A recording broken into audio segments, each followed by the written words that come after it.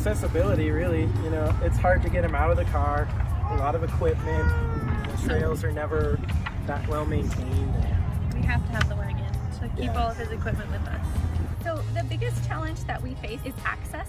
So Isa has, she's typically in a wheelchair. You know, sometimes wheelchairs aren't always capable of going through sand or rocky terrain. And so that's why we purchased the stroller as a way for our family to be able to get out a little bit more. We are limited in where we can go because of that accessibility. Not knowing what to anticipate when we go places causes us to just do the things we know and not much else. If we don't know what terrain will be like, you know, even just stuff like how far will we park from where we have to go. So I think it keeps us from trying exploring a little bit more, going new places and giving her new experiences. Our biggest challenge is the ability for Caleb to even be outside and anything other than to sit in his chair, and to just be interactive with anything is a huge challenge. Tanner has a lot of equipment, so it's a lot of steps to get him ready and load him up. And not just that, but where his stroller can fit and where it can glide smoothly so it doesn't disrupt him. And then also, I need help. I can't do it alone with two kids, so having the right type of people with us, that makes a big difference too.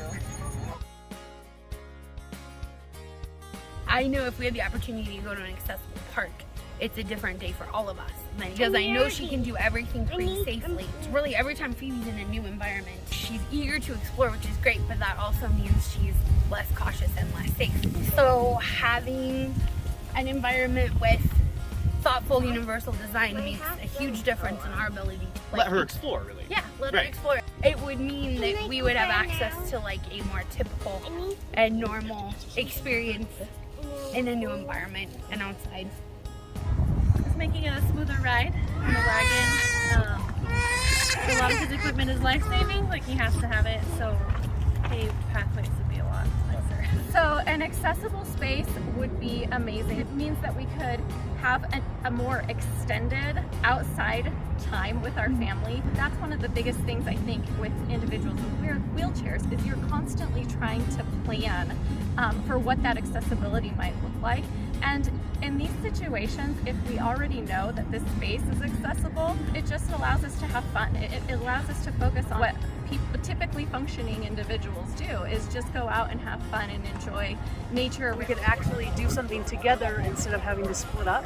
Oh, that would be awesome. I mean, like I said, we always have to think about where Tanner fits and what will work for his stroller and make it as easy and pleasant as possible for him, and having that kind of space would make a huge difference in terms of my peace of mind, but Tanner being comfortable as well.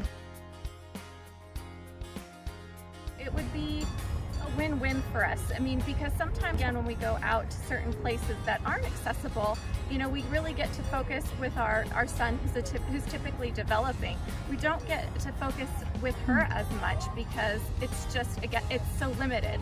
So for there to be a designated space that centers on education for our whole family, it's that inclusivity. Yeah, that's actually a big one because with COVID and with Tanner's needs, we've kept our kids home probably longer than typical. So we're able to teach them, you know, what we can at home, but having a space where they can learn more, things that we're not thinking of or things that we're not educated on would be huge for us. So not only having access to that, but people who are eager to teach him and give them an opportunity to learn. I mean, what's better than that? Actually means that not only are my kids getting outside, but they're learning, they're interacting with their environment, and they're being a part of the community instead of kind of insular at our home. We can actually interact with members of the community outside, as well as, get our hands dirty in a way that is safe for Caleb and for our other child. Phoebe's world, and ours too as a family, has been really small for a long time, and I think the ability to give a new experience and to learn something and to do it as a family, that would be a pretty unique thing. She's super curious, but we need to do more to promote that curiosity so that, you know, there's something more than just walking around. There's some sort of educational sort of opportunity for it. It's nice to be able to incorporate our older daughter who doesn't have those challenges. It makes it interesting for her. And we always like them to learn. She's a good role model for him, and she helps us teach him new things.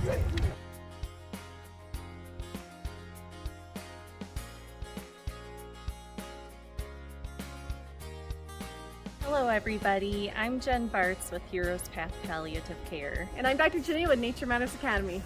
We just wanted to step in and thank you all for supporting our programs. We work so hard to support families with seriously ill children and ensure that they have inclusive programs that are comprehensive and helps them to enjoy their lives.